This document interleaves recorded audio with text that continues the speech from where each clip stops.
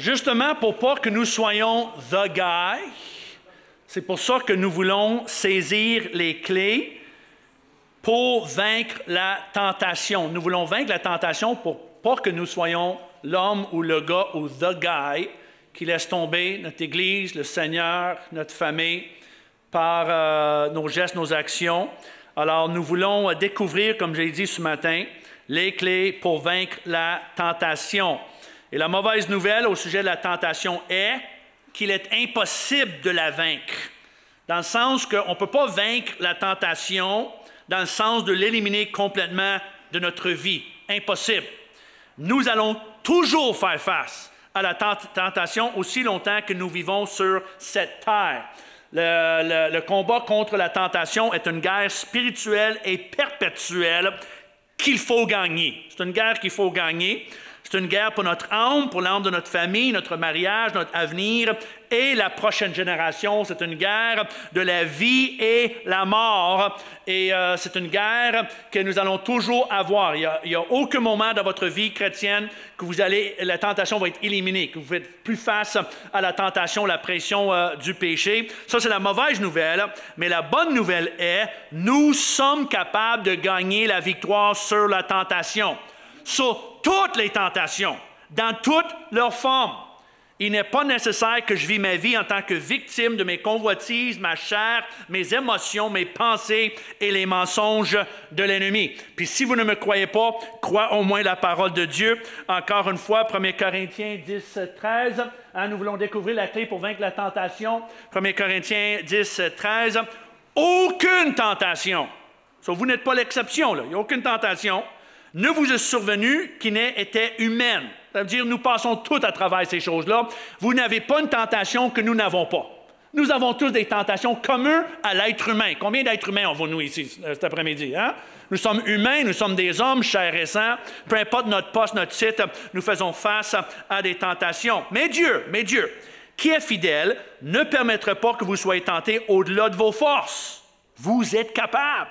Mais avec la tentation, il prépara aussi le moyen d'en sortir afin que vous puissiez la supporter. À aucun temps, l'apôtre Paul dit les tentations vont être éliminées de votre vie, que vous ne passez pas des tests, des pressions, des défis ou des tentations. Aucun temps qu'il dit ça. Il est très réaliste, mais il dit c'est pas nécessaire que vous soyez victime. Dieu vous donne des clés, il vous donne des portes et des moyens pour sortir.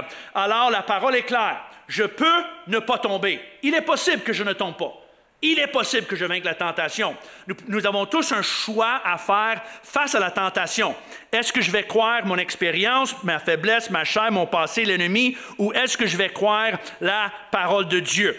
Et ma prière est pour même pas un parmi nous tombe victime au pouvoir séducteur de la tentation. Alors nous voulons servir de tous les moyens possibles pour gagner ce combat contre la tentation, pour garder notre témoignage intact, parce que les yeux de cette génération regardent vers nous. Et comme Rabbi Shmuley Boteach, il compare dans cette citation, il compare l'état du peuple de Dieu aujourd'hui à des bâtiments abandonnés par rapport à notre négligence. Et comme des bâtiments abandonnés, on attire plus de personnes et il faut que ça change. Il dit ici, dans cette citation, il dit « La sainteté a déserté nos vies et nous, tels des bâtiments abandonnés, nous diffusons notre manque d'estime de soi aux quatre coins du monde. » Et malheureusement, c'est le témoignage de l'Église. À quelque part, on abandonne la noblesse, l'honneur, le courage, la sainteté, et les gens nous regardent, puis on voit l'état de l'Église un peu comme des bâtiments qui sont abandonnés, et ça attire plus de personnes à notre témoignage. Ainsi que C.S. Lewis. C.S. Lewis, il dit ceci par rapport à ce combat contre le péché. C'est la tactique du diable de nous persuader qu'il n'y a pas de diable. Une Église qui a cessé de confronter le péché est sans aucun doute une Église compromise. une Église qui a abdiqué face aux principautés et au pouvoir, une Église sans prophète. Nous ne voulons rien abdiquer à l'ennemi. On ne veut rien donner à l'ennemi. Aucun pouce, aucun compromis. Nous sommes prêts à confronter ces tentations, ces stratégies, ces tactiques et sortir vainqueur. Est-ce que je peux entendre un amen à cela? Comment donner une bonne main d'applaudissement au Seigneur si vous avez l'intention de sortir vainqueur. Vainqueur. Nous allons confronter l'ennemi et on va sortir vainqueur. Et c'est ce que l'apôtre Paul, il nous dit ici qu'il est possible de sortir vainqueur et il faut le faire. Et quand l'apôtre Paul parle d'un moyen ici, Dieu il nous donne des moyens. Il parle littéralement, comme j'ai dit ce matin, d'une porte. Il y a une porte de sortie. Il y a une sortie d'urgence, a way of escape, on dit en anglais. Ça veut dire qu'il y a une porte de secours, une porte pour se sauver. Devant chaque tentation de notre vie, il existe toujours une clé, si vous voulez, une porte, un moyen pour vaincre la tentation.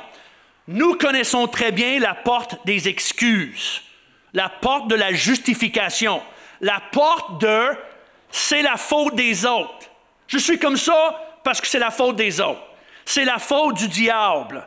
C'est la faute de mon passé. C'est la faute de mes circonstances. C'est la faute de mes parents, mon professeur de maternelle, le gouvernement, l'économie. On appelle ça la porte des victimes. Ça, c'est les excuses des victimes. Mais je suis comme je suis par rapport à toutes mes circonstances dans ma vie. Ça ne nous intéresse pas, la porte des victimes. Nous, qu'est-ce qui nous intéresse? Est la porte des vainqueurs. La porte des vainqueurs. Les clés pour vaincre la tentation et ne plus jamais être son victime. Est-ce que vous êtes avec moi cet après-midi?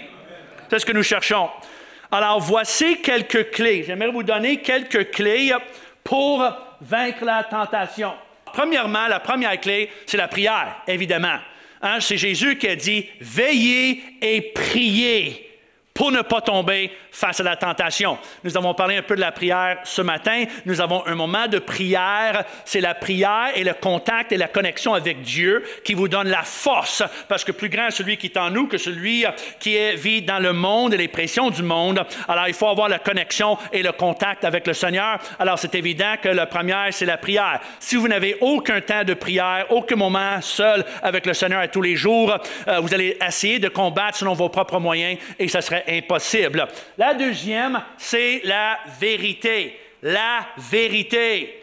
Il faut combattre la tentation avec la vérité. La vérité écrite, qui est la parole de Dieu. Nous avons entendu la parole de Dieu. Philippe a si bien communiqué l'importance de la parole écrite. La parole de Dieu que nous appelons la Bible et comment que nous pouvons servir de la Bible et la vérité pour nous donner la force pour vaincre la tentation. Mais il n'y a pas seulement la vérité dans la Bible ou la vérité écrite qui est importante, c'est la vérité communiquée.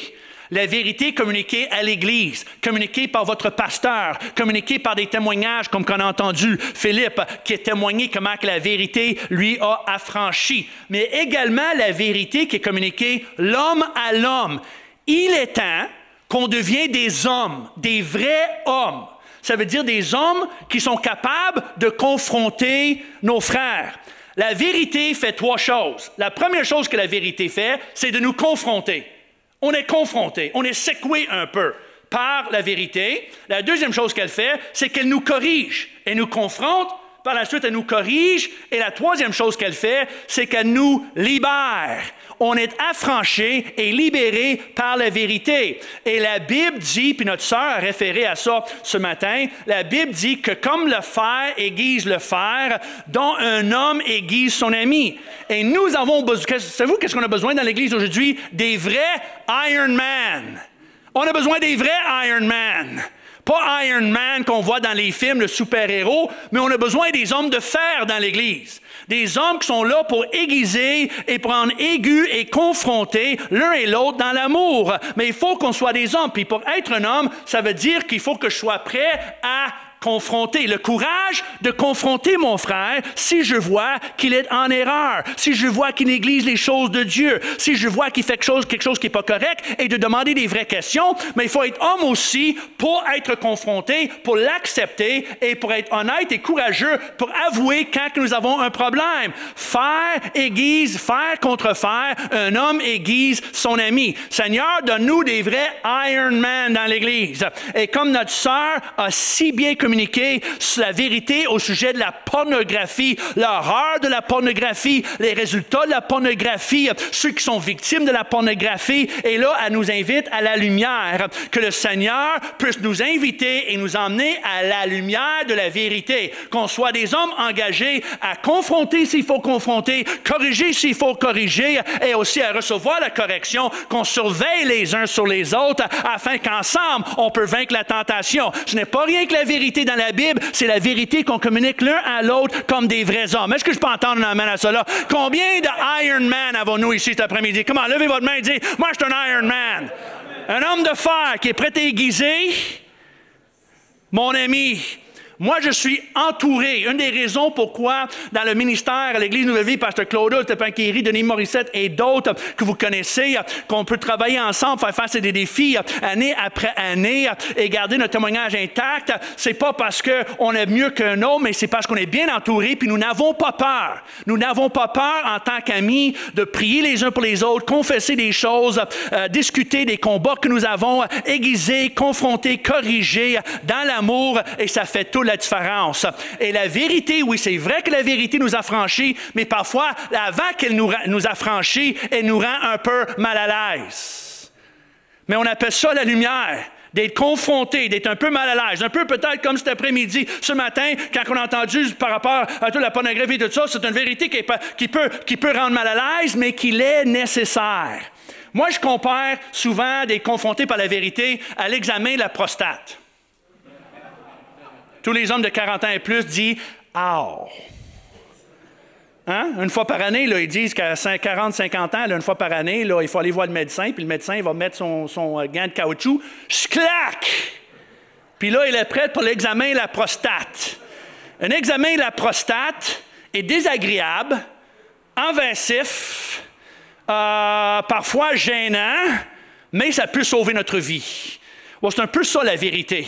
La vérité, des fois, ça peut envahir notre vie, ça m'aide dans nos affaires, ça peut être un peu désagréable, parfois un peu gêné quand on est confronté avec notre péché, mais ultimement, elle peut sauver notre vie. Alors, ça vaut la peine d'être mal à l'aise de temps en temps si ça peut sauver votre vie.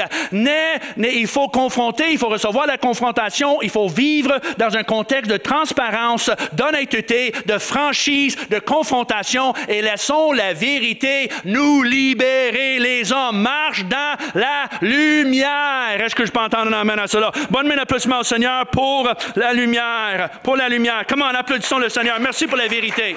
Merci pour la vérité.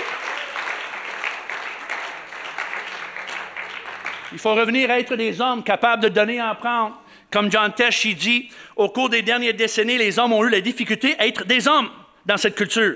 Nous avons été apprivoisés, rendus inoffensifs. On ne veut pas offenser personne, on veut être politiquement correct. Je ne veux pas offenser mon frère si jamais je le confronte avec quelques affaires, quelques vérités. Alors, nos vraies passions ont été écrasées en faveur de la sensibilité qui, franchement, n'est pas toujours sincère. Si les hommes veulent retrouver leur passion, il faut qu'ils commencent par récupérer leur masculinité.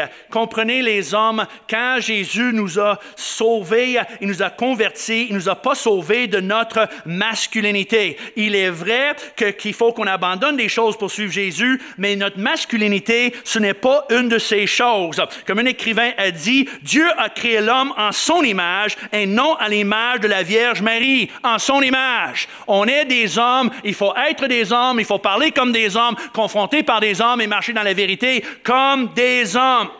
Les femmes sont appelées à être des femmes féminines, avec tous les multiples dons, capacités, appels, ambitions et fonctions. Mais les hommes sont appelés à être des hommes masculins, des guerriers, des combattants, des soldats et des héros qui marchent dans la vérité. Est-ce que je peux entendre un amen à cela?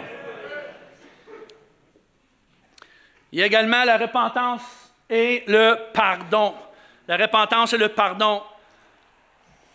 Nous parlons de la repentance et le pardon. La repentance, c'est tout simplement dire « Pardonne-moi, Seigneur. Pardonne-moi.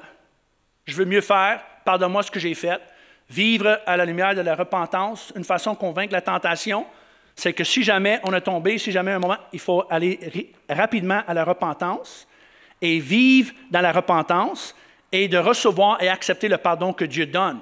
S'il y a des personnes et des hommes ici dans cette salle que vous avez déjà perdu votre témoignage, vous avez déjà été peut-être pour une raison ou l'autre « the guy » pour différentes raisons, ce n'est pas la fin pour vous. il y a quand même une nouvelle vie, un nouveau commencement.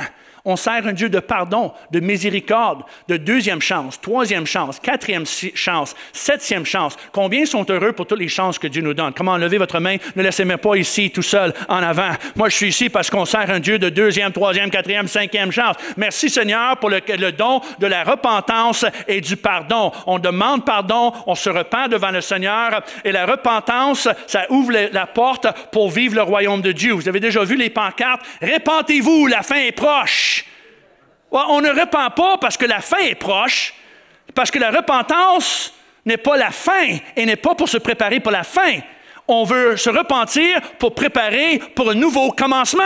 Jésus n'a pas dit « repentez-vous parce que la fin est proche ». Jésus a dit « repentez-vous parce que le royaume de Dieu arrive ». Le royaume de Dieu. Vous voulez goûter au royaume de Dieu, les bénéfices du royaume de Dieu, la puissance du royaume de Dieu. Il y a tous les bénéfices et les portes du royaume de Dieu qui sont ouverts à vous. Alors nous, on ne se repent pas parce que la fin arrive. On se repent parce que le royaume de Dieu est là. Et moi, je veux rentrer dans la porte de toutes les bénédictions et la puissance du royaume de Dieu. C'est pour ça qu'on vit dans la repentance, la pureté, puis on reçoit le pardon de Dieu. Est-ce que vous êtes d'accord avec moi? Combien veut vivre toutes les bénédictions du royaume de Dieu?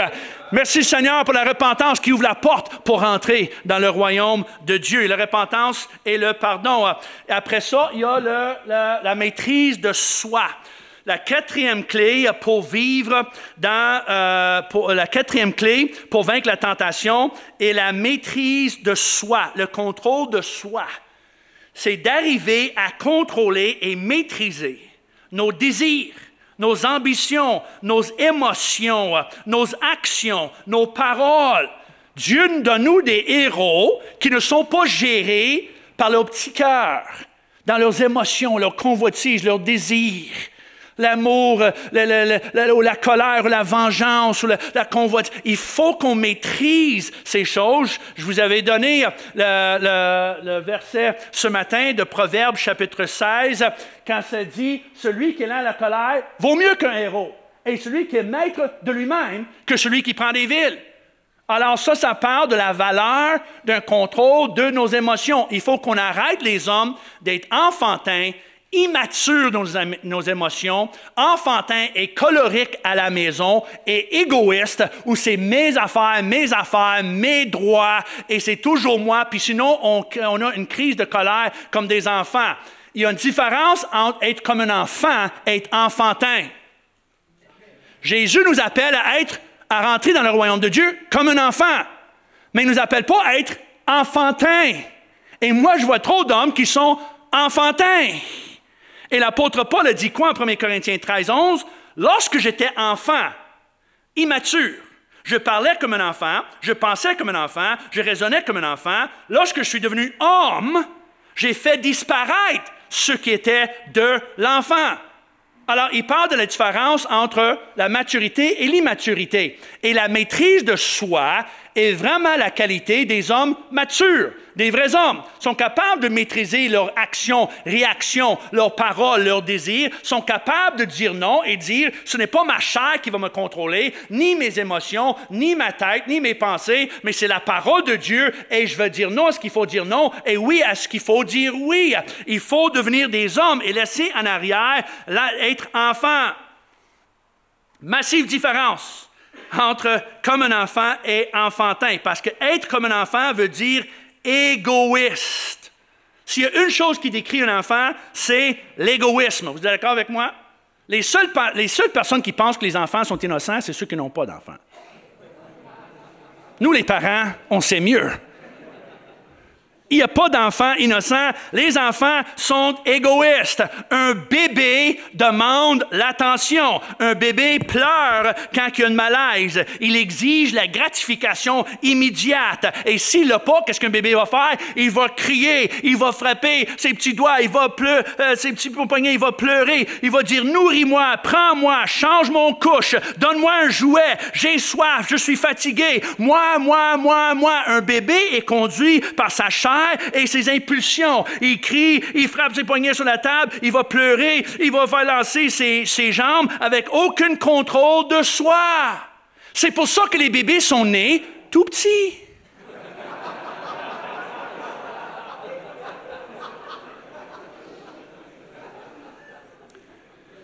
Dieu savait ce qu'il faisait.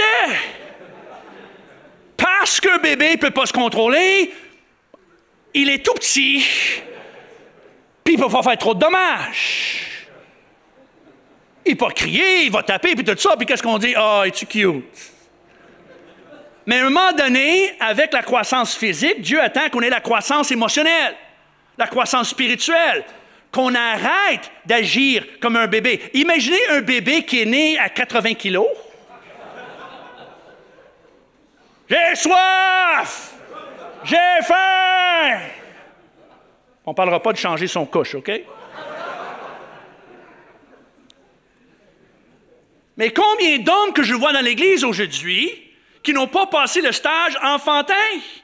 Où c'est toujours, dès que ça ne fait pas leur affaire, ils claquent la porte, ils crient, ils frappent, ils boudent, ils vont donner la misère à leur épouse, à leurs enfants. C'est enfantin parce que je n'ai pas ce que je veux et ce que j'ai besoin. Puis il n'y a aucun contrôle sur leurs impulsions, sur leurs réactions, sur leurs paroles, sur leurs désirs, sur leurs convoitises. Ce sont encore des enfants qui veulent l'impulsion immédiate, qui veulent la gratification immédiate. Le Seigneur nous appelle à arrêter d'être enfantin, immature et passer d'être enfants à être des hommes. Et des vrais hommes sont capables de contrôler leurs désirs, sont capables de maîtriser, d'avoir la maîtrise de soi, sont capables de se contrôler et sont capables de dire non et parler comme il faut, se comporter comme il faut, agir comme il faut et contrôler le petit cœur à l'intérieur. Est-ce que je peux entendre un amen à cela?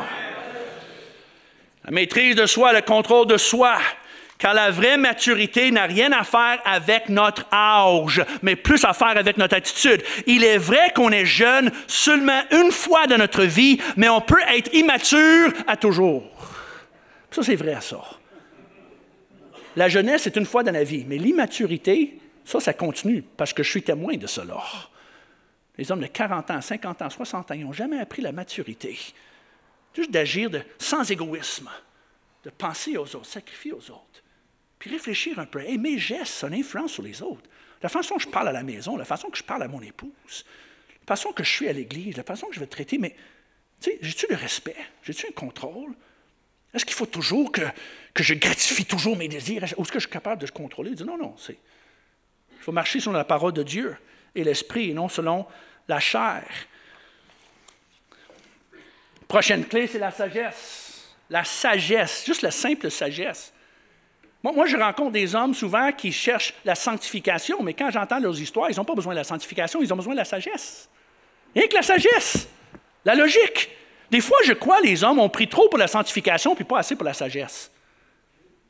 Il y en a des hommes qui vont dire, « Oh, je prie que le Seigneur me donne la sanctification puis me donne la force. » Parce qu'à chaque fois, le soir, que mes enfants puis mon épouse sont couchés, et moi que je suis dans le sous-sol, devant mon ordinateur, et je surfe l'Internet, j'arrive toujours sur des sites pornographiques et je ne suis pas assez fort pour résister.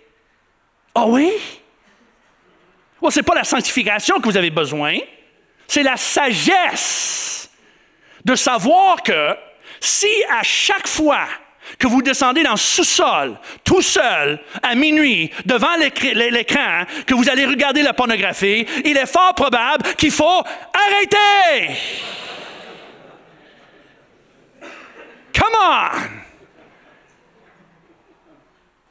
Si à chaque fois que vous êtes dans une certaine situation avec une certaine personne et vous avez le contexte parfait, que ce soit en voyage, en vacances, en voyage d'affaires, dans une chambre d'hôtel, avec une certaine dame au travail ou dans un certain contexte devant votre ordinateur, ou pour les hommes qui vont dire, oui, ben j'ai des problèmes avec mes pensées, les pensées sexuelles et sensuelles, tout ça, je ne suis pas capable de contrôler, mais ils vont dire, oh, que le Seigneur me donne la force que quand je regarde des films avec la sensualité, puis la nudité, puis la sexualité qui est remplie, que le Seigneur me donne la force d'être sanctifié pour pas que c'est une influence sur moi. C'est pas la sanctification que vous avez besoin, c'est la sagesse. Arrête de regarder ces films-là si ça a une influence destructive sur vous. C'est juste d'arrêter. La sagesse, c'est de faire comme Joseph avec la femme de Potiphar. Quand il a été tenté, il n'a pas pris « Oh Seigneur, je veux rester avec elle, mais donne-moi la sanctification, donne-moi la force de résister. » Non, il y avait la sagesse pour dire « Moi, je fuis cette circonstance ici parce que j'ai pas la force pour résister aux charmes de cette femme-là. » Alors la sagesse, parfois, dit non, ça va fermer, débrancher, changer nos habitudes et fuir parce qu'on comprend que si on rentre dans l'arène avec ce monstre, on va être battu à chaque fois. Alors arrête de rentrer dans l'arène avec le monstre et le dragon, fuis à place. Ça, c'est la sagesse. Comment les hommes, est-ce que je peux entendre un amen? Seigneur, donne-nous une bonne dose de sagesse. Sagesse, comment? On se met dans des situations pénibles, difficiles. Là, on tombe et on dit, « Oh Seigneur, tu ne m'as pas donné la sanctification. » On a besoin de la sagesse parfois, sage, dans les choses qui nous influencent, dans les affaires qu'on va écouter, voir, dans les circonstances qu'on est tout seul. Et prends les mesures. Dieu vous a donné un cerveau. Ce n'est pas du pudding au riz qui est ici, c'est un cerveau. Dieu vous a donné un cerveau pour l'intelligence, pour organiser vos affaires, pour pas que vous tombez dans ces... Mais si c'est inévitable, puis ça arrive aussi, où la tentation va arriver par différents moyens, mais si ce n'est pas par la stupidité et votre manque de sagesse, bien là, le Seigneur va vous donner quand même la force dans ces moments-là, puis vous allez servir de toutes les clés possibles. Mais une de ces clés-là, c'est la sagesse. Vous êtes d'accord avec moi? Et le dernier, sur lequel je vais juste passer un petit peu plus de temps, quelques instants encore, le dernier, c'est ce que j'appelle une vision, est-ce que je ne l'ai pas ici sur l'écran, mais c'est ce que j'appelle une vision au-delà. Une vision au-delà, a vision beyond. Le dernier clé que pour moi est très, très important pour vaincre la tentation, c'est d'avoir une vision au-delà et un cri pour la pertinence. Ça, c'est les deux dernières clés, mais ils vont ensemble.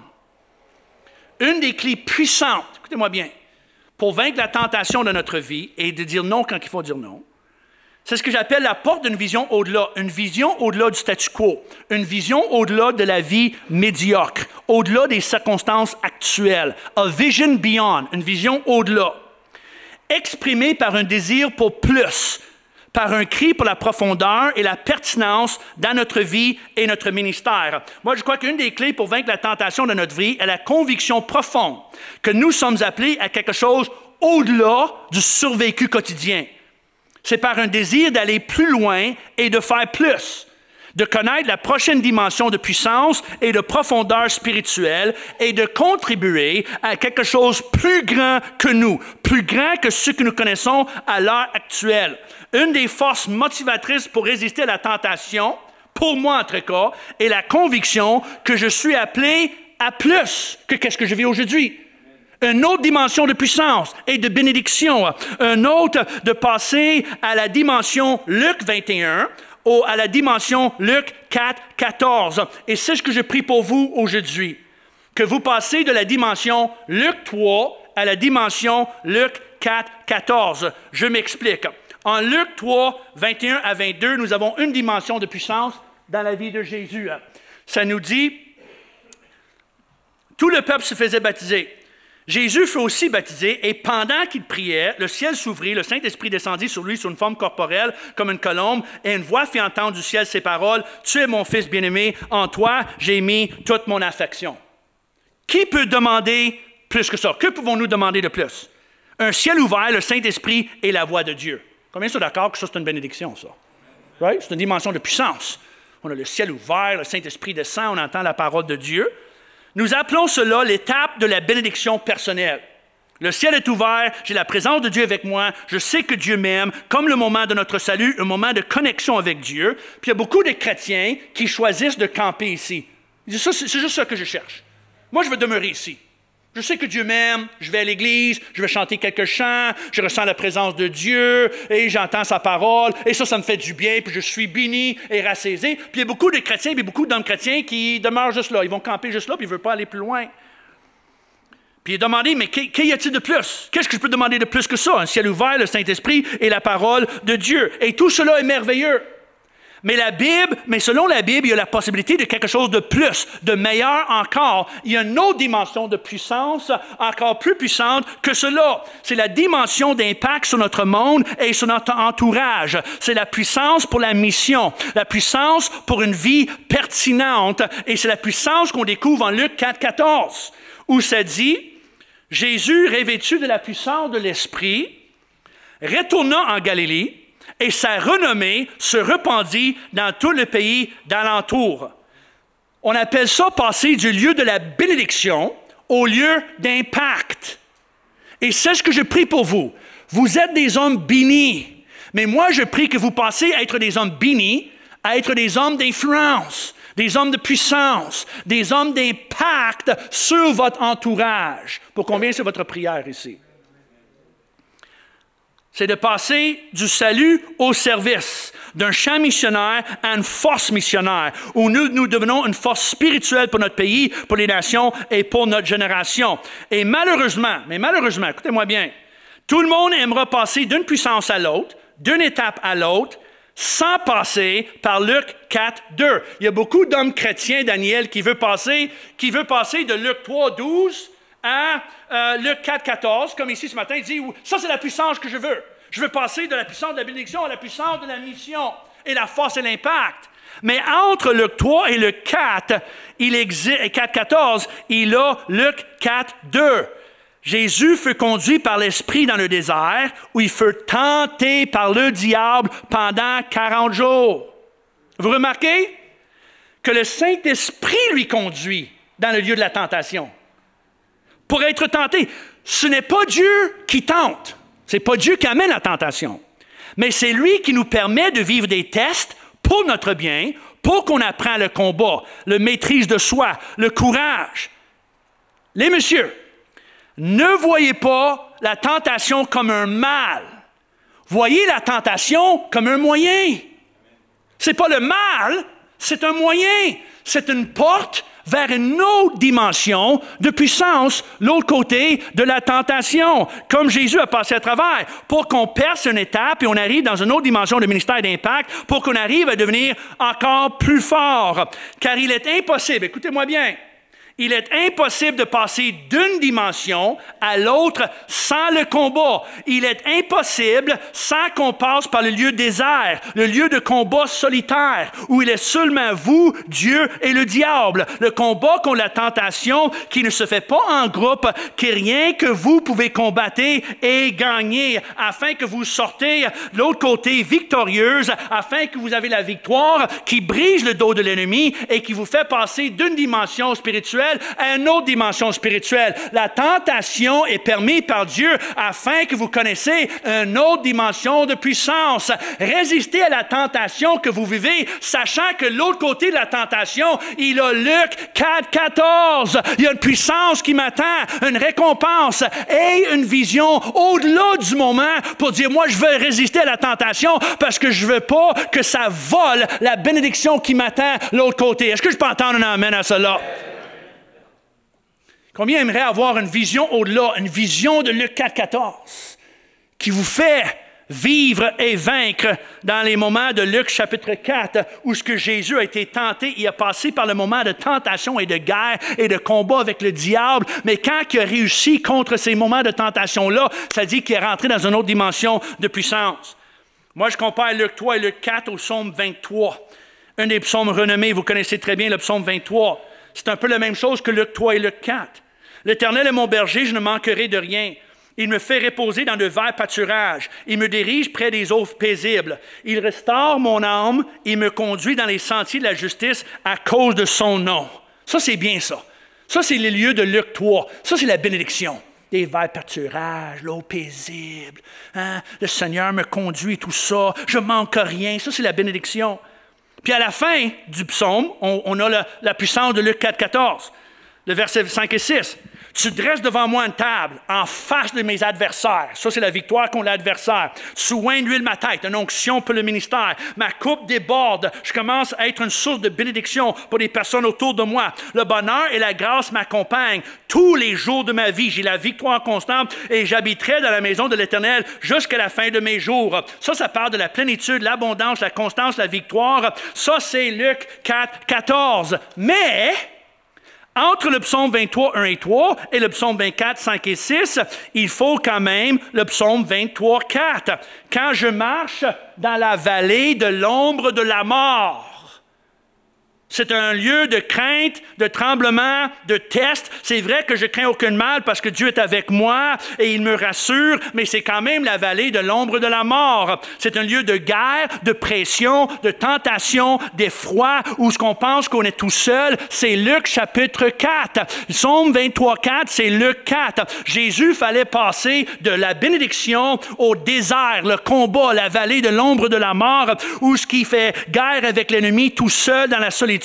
Il faut qu'il traverse ce lieu de pression pour passer à une autre dimension de puissance et bénédiction. Et c'est comme ça la parole de Dieu. Puissance, pression, puissance, pression, puissance. Plus fort et plus fort et plus fort. Et pour tous les hommes ici qui désirent vivre une onction sur leur vie, l'abondance, que votre coupe déborde, il faut que vous commencez à gagner le combat dans les lieux de Luc 4 et le psaume 23, 4, dans le désert, dans la vallée de l'ombre de la mort, quand vous ressentez tout seul et Satan vient avec ses mensonges et ses pressions et tous vos chairs disent il faut faire ça et dire ça et aller là et regarder à ça. Il faut dire non parce que vous êtes sur la barre d'une grande puissance et une bénédiction. Le Seigneur veut faire déborder votre coupe. Ça, c'est la raison pourquoi on dit non à la tentation, parce que nous avons une vision de qu'est-ce qui nous attend à l'autre côté. Une puissance au-delà de ce qu'on peut penser, croire ou imaginer. Comment? Donne-moi un amen ici. Pour cela, c'est une vision au-delà, c'est un principe biblique. Principe biblique. Partout. Alors, la prochaine fois que vous avez l'impression de vivre un moment de désert, la prochaine fois, les hommes, écoutez-moi bien, que vous passez par l'ombre de la vallée de la mort, un moment de pression intense, de la tentation forte, n'oubliez pas, vous êtes sur le bord d'une percée.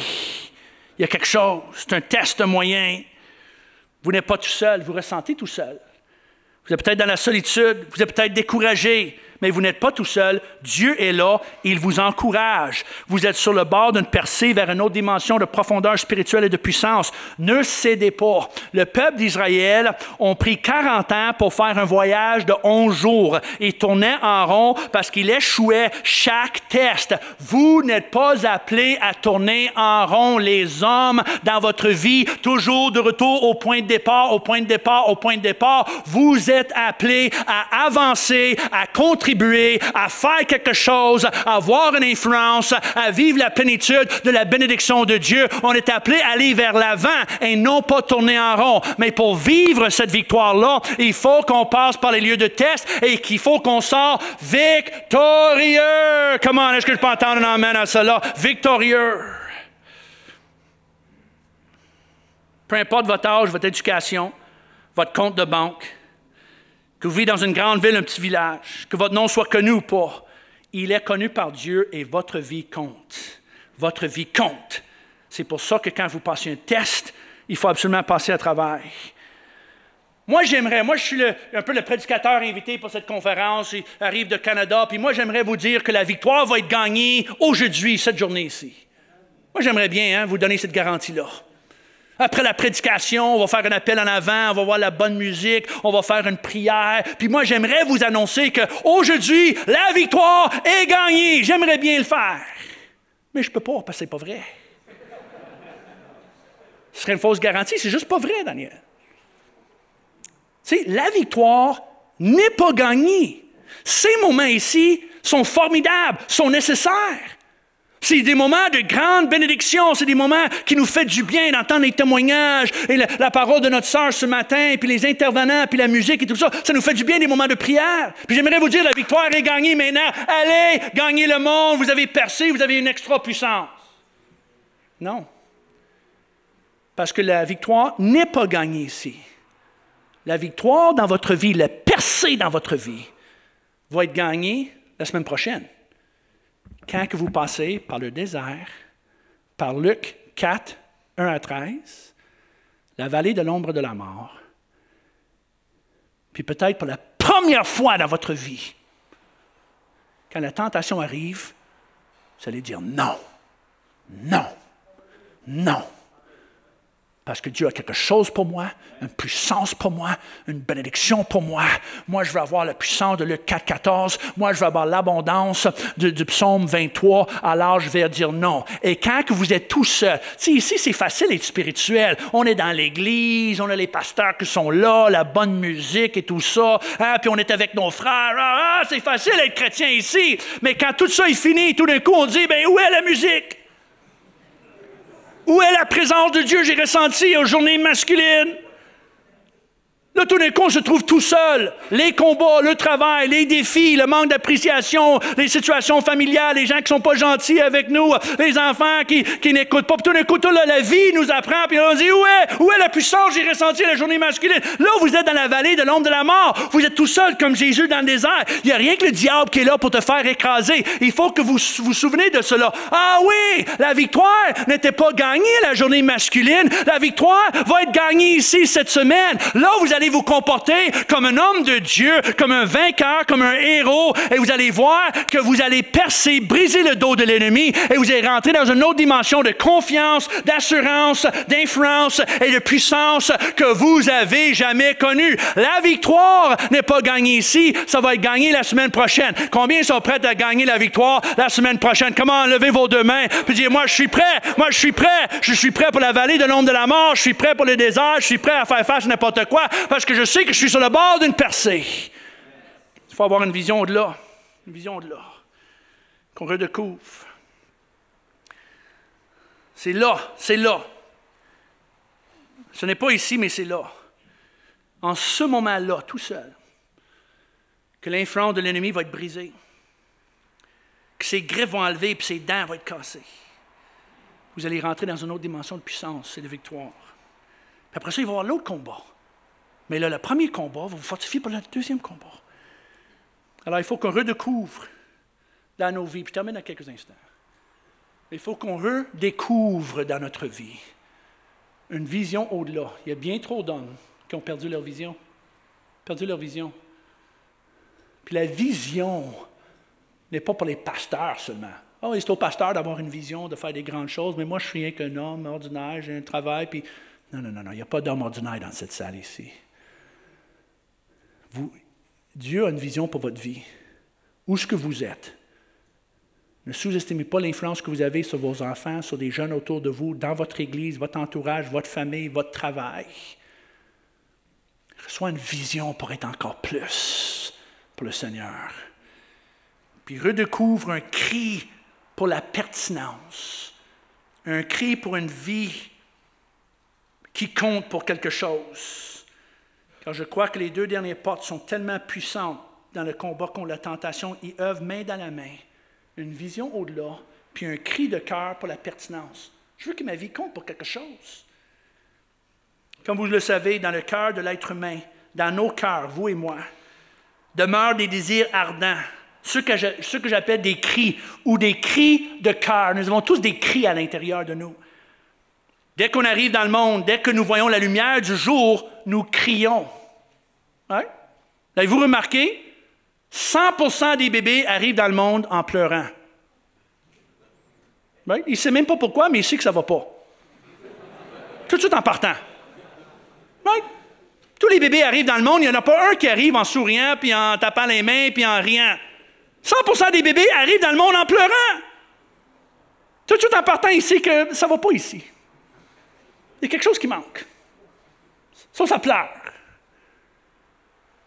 Chaque enfant arrive dans le monde avec un cri. Un cri. J'ai besoin de quelque chose, je manque quelque chose, j'ai une malaise. Un cri de cœur.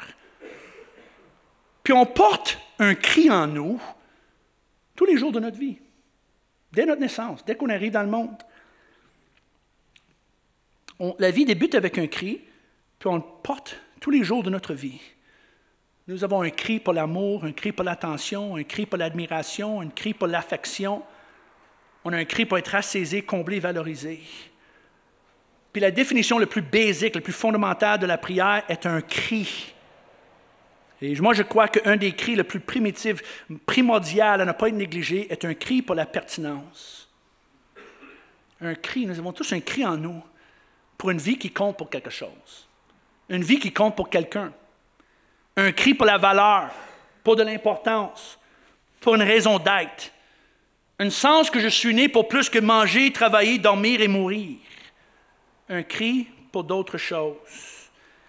Un cri que ma vie compte, que nous sommes là pour combattre pour quelqu'un ou pour quelque chose et que je suis prêt à payer le prix pour combler ce cri.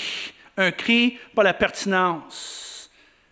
Nous sommes tous appelés à une vie qui compte, une vie pertinente, une vie pour plus.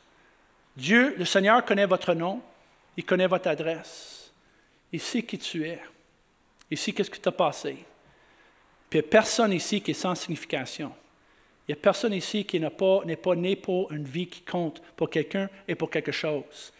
Et ma prière ce matin, avec les clés que j'ai énumérées, ma prière est que le Seigneur peut déposer dans nos cœurs une vision au-delà, mais aussi un cri pour la pertinence. Ma vie compte pour quelque chose. Puis une des raisons pourquoi que moi je dis non, jusqu'à date, là, puis j'ai besoin de votre aide, puis de la grâce de Dieu, puis de votre prière, puis de votre soutien pour les années à venir. Mais une des raisons pourquoi moi je dis non, et une des motivations que j'ai pour dire non à la tentation, puis essayer le plus que possible de gagner la guerre contre les pressions et les attaques de l'ennemi, puis essayer le plus que possible de vivre une vie exemplaire, le mieux que je peux, par la grâce de Dieu. C'est justement parce que je sais que ma vie compte. Ma vie compte pour quelqu'un. Ma vie compte pour quelque chose. Ma vie compte pour mon épouse et pour mes enfants, la personne avec qui je travaille et les membres de mon Église, comme votre vie compte. Et la raison, parce qu'on dit non quand le diable arrive avec toutes ses tentations pour nous détruire, puis voler notre confiance, puis notre assurance. Des raisons qu'on dit non, c'est parce qu'on sait que, hey, moi je suis né pour plus que ça. Moi je suis né pour plus qu'être une victime des miettes, des petits convoitises, des affaires que l'ennemi m'offre. Moi je suis né pour faire quelque chose. Je suis un fils de Dieu. Ma vie compte. Ma vie compte pour quelqu'un et pour quelque chose. Moi, j'aimerais prier pour vous ce matin, cet après-midi. J'aimerais prier pour vous. Pas que le Seigneur vous sanctifie à un tel point que vous n'allez pas avoir aucun combat, non. Non, ce n'est pas ça que je prie. Je ne prie pas que la tentation soit éliminée de votre vie, non. Non, non, ce ne serait pas un service, ça. Moi, je vais prier, sachant que vous allez faire face au combat. Moi, j'aimerais prier pour vous, afin que, comme Roosevelt a dit, le président Roosevelt, je ne prie pas que votre fardeau soit plus léger, mais que votre dos soit plus fort. C'est ce que je prie pour vous. Non pas que votre fardeau, vos combats soient plus légers, non, mais que votre dos soit plus fort. Que quand vous faites face à ces pressions et ces attaques et ces tentations, que vous allez avoir la force de passer à travers par une vision au-delà et par un cri pour la pertinence. Vous allez savoir que, j'ai vécu Luc 3, là j'ai Luc 4, 14 qui m'attend, mais il faut que je passe par là. Souvenez-vous de cela, puis dire, ça fait partie de ma formation, ça fait partie d'être un héros, parce que notre prière, tous ensemble, avec toutes ces clés, avec ces journées comme ça, une des raisons pourquoi je suis ici aujourd'hui, c'est parce que nous ne voulons pas perdre aucun de vous. Aucun de vous. C'est pour ça qu'on veut prier les uns les autres, on veut surveiller les uns sur les autres, on veut s'impliquer dans les groupes ici que Philippe nous a partagé, des groupes d'hommes, des groupes de redevabilité, de prière. Je vais être certain que je ne vis pas tout seul. Je vais être certain que je reçois une vision au-delà, parce qu'on ne veut pas perdre, aucune personne. Je sers un peu de l'image des marines des États-Unis. Je ne sais pas si vous avez vu le film Black Hawk Down, mais le slogan des Rangers de l'armée américaine, c'est « No man left behind ». Ici, les Rangers, ne laissez aucun homme derrière. Aucun homme derrière. Ça, c'est un peu le slogan des Rangers américains ici. C'est que jamais, jamais, jamais, on va laisser un de nos frères en arrière, peu importe le prix qu'il faut payer. Puis je ne sais pas si vous avez déjà vu le film Black Hawk Down, qui est un film qui raconte l'histoire vraie. C'est une histoire vécue justement le 3 octobre 1993, quand un hélicoptère est descendu dans la ville de Mogadiscio pour sauver un pilote, pour sauver juste un pilote qui avait descendu, qui est encore vivant. Ça a pris 12 heures, 6 morts et 12 blessés. Puis c'est une décision controversée, puis ils ont fait un film là-dessus. Pourquoi sacrifier tout ça pour aller chercher une personne, un? Puis qu'est-ce qu'il a dit ici, dans sa réponse à la question? Ça, c'est un peu les images du film. Puis qu'est-ce qu'il dit quand il était demandé? Il a dit, ça n'a jamais traversé l'esprit de quiconque de débattre du principe, ne laissez aucun homme derrière. Vous êtes un éternel optimiste.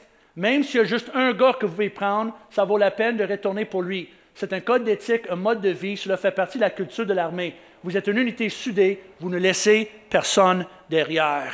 Combien sont d'accord avec moi que ça, c'est un bon slogan aussi pour le ministère des Hommes ici en Suisse? On ne laisse aucun homme derrière dans le combat spirituel. S'il y en a un qui est tombé, on va le redresser puis on va le restaurer avec douceur, avec grâce. On va prier les uns pour les autres. On va surveiller les uns sur les autres. On va confronter dans la vérité. On va encourager une vision au-delà. On va encourager le cri pour la pertinence. On va valoriser les uns les autres. On va être tous ensemble parce qu'on n'accepte pas qu'on perd même un homme, aucun homme laissé en arrière. Moi, je veux être la personne qui va être servie par Dieu pour aller chercher le plus grand nombre d'hommes que possible. Est-ce que vous êtes d'accord avec moi? On veut perdre aucun de vous. Je ne veux pas entendre que vous êtes le prochain témoignage, la prochaine histoire, d'entendre, oh oui, un tel, mais lui a abandonné, lui a cédé, lui a donné, lui est tombé dans le... On ne veut pas entendre ces histoires-là, mais des histoires de victoire, des histoires des héros qui se tiennent pour le Seigneur, avec une cri pour la pertinence et avec une vision au-delà. Je peux entendre un amen à cela. Est-ce qu'on peut se lever tous ensemble? Tous les hommes debout, j'invite le pianiste à avancer tranquillement, à juste jouer doucement. J'aimerais avoir le privilège de prier avec vous et pour vous. Et levez vos mains vers le Seigneur et commencez à prier. Dieu vous a donné des cordes vocales pour une raison. Servez-les. Servez de vos cordes vocales, puis priez. Priez vous-même, priez. Votre prière est plus puissante que ma prière. Seigneur, au secours. S'il y en a qu'il faut faire un moment de repentance, repentez-vous. Repentez-vous parce que le royaume de Dieu est proche. Le royaume de Dieu est là pour vous. L'abondance de la royaume de Dieu est là pour vous. La repentance n'est pas négative, elle est positive. Alors, s'il y en a un moment de repentance, juste prenez un instant. Ne regardez pas vers moi, regardez vers le Seigneur. Regardez vers Jésus. Juste un moment de repentance. Un moment de repentance. Juste un moment de dire, pardonne-moi, Seigneur, pardonne-moi. Pardonne-moi, je me repens.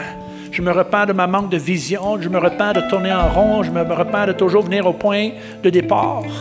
Je me repens de manquer de sagesse. De manquer de sagesse. Je repens, Seigneur, de la présomption, de présumer que je peux toujours vivre les mêmes affaires sans tomber de la même façon. Pardonne-moi pour ma manque de sagesse. Seigneur, pardonne-moi de te tenter de la façon, Seigneur, que je me comporte. Pardonne-moi, Seigneur, pour mon attitude enfantin. Pardonne-moi pour être un enfant au lieu d'un homme.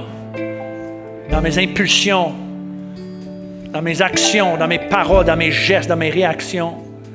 Pardonne-moi pour ma manque de maturité. Pardonne-moi, Seigneur, mon égoïsme. Il est tellement centré sur soi-même, je ne réalise pas comment mes gestes affectent ceux autour de moi. Pardonne-moi, Seigneur, de ne pas avoir compris les répercussions de la pornographie, les répercussions en arrière de la scène. Comment il y en a qui souffrent à cause de cela. Pardonne-moi, Seigneur. Pardonne-moi pour une petite vision. Pardonne-moi de la négligence de la prière et la parole de Dieu. Pardonne-moi, Seigneur, de la crainte de confronter et parler des vraies choses avec mes frères, de demander des vraies questions et d'être transparent, honnête et vrai. Seigneur, on demande pardon tous ensemble. Pardonne-nous. Pardonne-nous, Seigneur. Prie une prière. Comment prie? C'est toi et Jésus tout seul, là. C'est toi, le Seigneur, tout seul. C'est toi, Jésus, tout seul. Anyway, rien n'est caché. Le Seigneur, il sait tout. Il n'y a rien n'est caché. Ça vaut la peine d'être honnête avec lui. Il sait quand même. Il sait déjà. Il sait déjà. Là, tous ensemble, qu'on commence à prier pour une vision au-delà, une nouvelle vision, une fraîche vision. Une fraîche vision. Comment levons nos voix vers le Seigneur et dit, Seigneur, donne-moi une fraîche vision. Une fraîche vision, Seigneur, une vision fraîche. Une nouvelle vision de ma vie. Une nouvelle vision, Seigneur, de notre dimension, de la bénédiction de Dieu, le royaume de Dieu. Je réclame une onction sur la tête de chacun de ces hommes au nom de Jésus. Seigneur, tu oins d'huile ma tête, Seigneur, tu oins d'huile ma tête. Seigneur, je prie, Seigneur, que la coupe déborde. Je prie la prospérité, la puissance, la spiritualité, la bénédiction. Je prie pour l'abondance de ta puissance, Seigneur. Seigneur, prépare une table pour nous en face de nos adversaires, en face des attaques et des mensonges de l'ennemi. Qu'on peut manger à la table du Seigneur, faire les bons choix. Dieu, au nom de Jésus, je réclame ces hommes, chacun de ces hommes pour toi. Je les réclame corps, âme et esprit pour toi.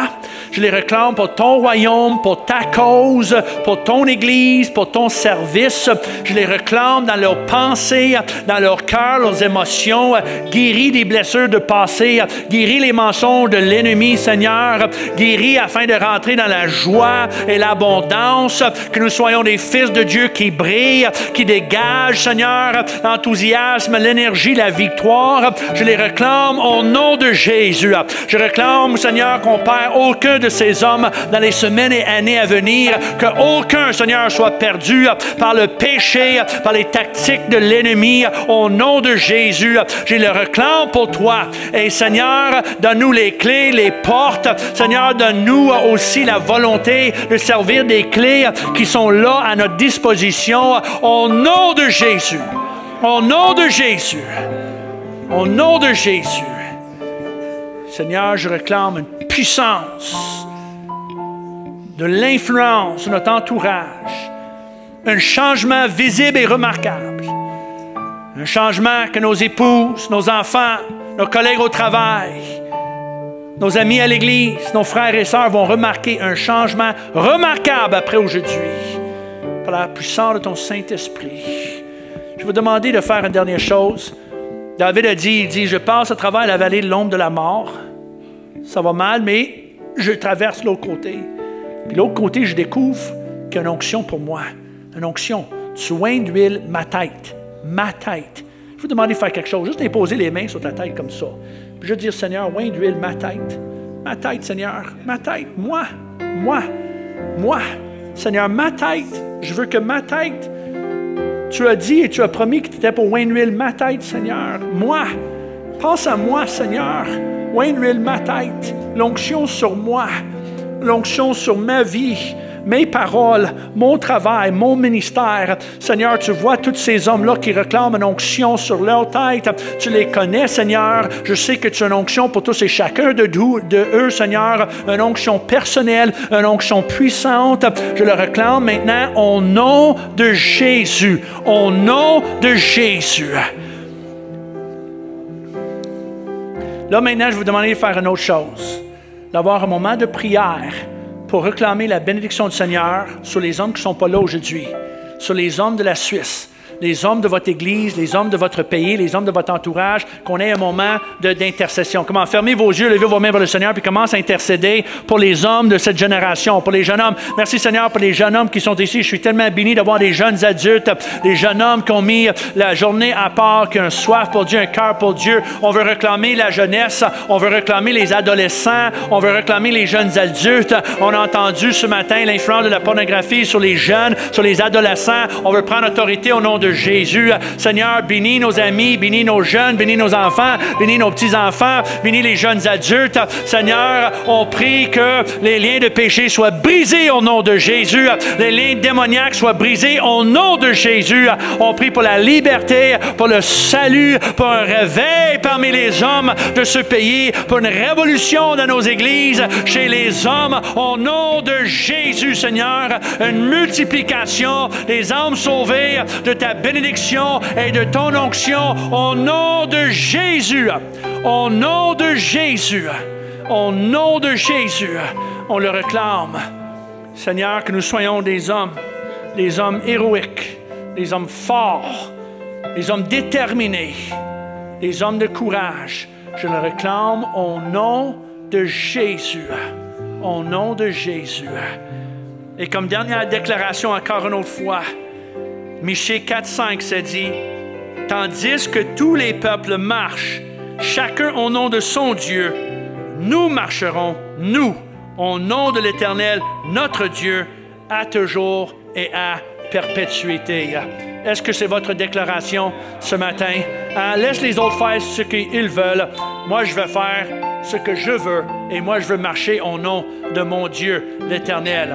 Amen. Est-ce qu'on peut donner une bonne main d'applaudissement au Seigneur? Une bonne main d'acclamation. Un cri de joie. Un cri de victoire. Un cri de victoire. Yeah! Nous allons marcher au nom de l'Éternel. Nous allons marcher au nom de notre Dieu. Victorieux, contre-courant. Ce n'est pas la culture qui va imposer mes mœurs, c'est la parole de Dieu. Ce n'est pas Satan, la culture et les autres, c'est la parole de Dieu. Marchez au nom de l'Éternel, notre Dieu.